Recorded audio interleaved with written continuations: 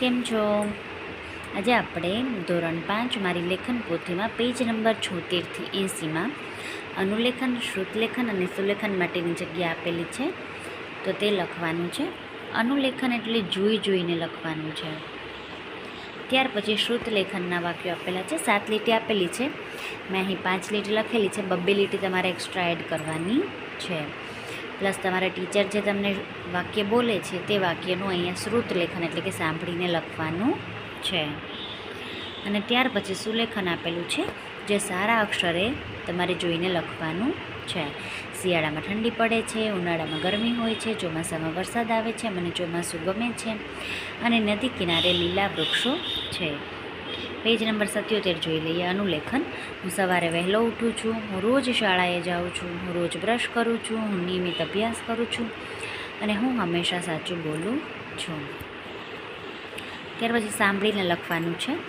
આકાશમાં તારલા ચમકે છે, પક્ષીઓ મધુર ગીતો ગાય છે, આ એક સુંદર ફૂલ છે, ખેડૂત ખેતરમાં કામ કરે છે અને ઝાડના પાંદડા લીલા હોય છે. ત્યાર પછી સુલેખન આપેલું છે.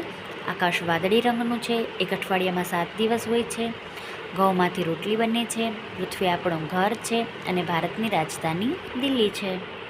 પેજ નંબર 78 જોઈ લઈએ. અનુલેખન.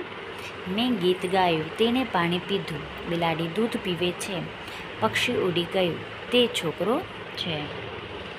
ત્યાર પછી સાંભળીને લખવાનું છે. આ ગાય છે, તે ફળ છે, હું રમું છું, પાણી ઠંડુ છે, તે સફરજન છે. ત્યાર પછી સુલેખન છે. આ ફૂલ લાલ છે, આપણું ઘર મોટું છે, કાગડો કાળો છે, મીઠાઈ સ્વાદિષ્ટ છે અને વાંદરો ઝાડ પર છે. ત્યાર પછી 79મો પેજ જોઈ લઈએ. આ ખુરશી નવી છે, ખેડૂત ખેડે છે, ત્રીજું ચકલી ચીંચી કરે છે, ચોથું બાળક હસે છે અને પાંચમું તેઓ ગાય છે. ત્યાર પછી શ્રુતલેખન જોઈ લઈએ. પહેલું, પવન ફૂંકાય છે, માછલી પાણીમાં છે, મને રમવું ગમે છે, અમારી નિશાળ સુંદર છે, શાળામાં હિંચકા છે. ત્યાર પછી સુલેખન આપેલું છે. હું લખું છું, હું શાળાએ જાઉં છું, હું દૂધ પીવું છું, મેં ગૃહ કાર્ય કર્યું, મેં પાણી ભર્યું. ત્યાર પછી પેજ નંબર 80 આપેલું છે, છેલ્લું પેજ. અનુલેખન છે. આ ખુરશી છે, તે પેન છે, આ દડો છે, તે બોટલ છે અને આ કપ છે.